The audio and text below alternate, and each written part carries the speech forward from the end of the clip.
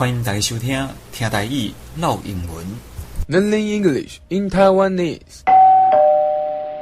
今日要讲的单元是光管仔。小美伫学校是一个真认真又个乖巧的学生，毋过曾因为连续剧伤好看咯，8点看煞，11点搁看一届，致使着今日起床的时阵淡薄仔汗眠，煞来袂记早课本到学校。当伊发现的时阵，心内相当的紧张。第一节课，当当的声音已经响咯，英文老师慢慢啊行入教室，伊讲：请大家拍开课本第58页。Please turn to page 58. 这个时阵，阿美紧张的表情煞来引起老师的注意。老师大声的讲：无早课本的，拢甲我徛起来。 Those who don't have textbook with you, please stand up. 就在这个时阵，坐伫阿美边仔的阿华，因为介意阿美真久咯，顺手就甲课本等互阿美，家己徛起来。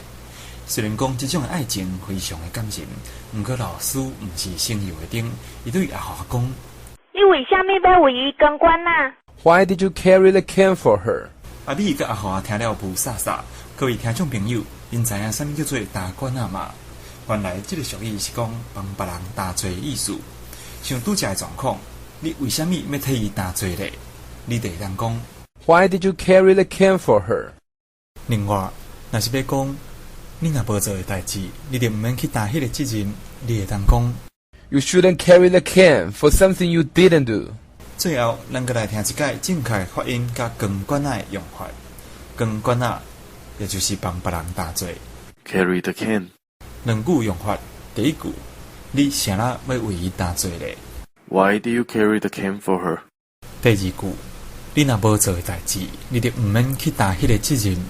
You shouldn't carry the can for something you didn't do. 今仔日的单元就到这，若无清楚的朋友会当加听几摆哦。另外，你若想要知影这个光管仔的由来，请你到咱的部落格，要怎去咧？后面有写哦。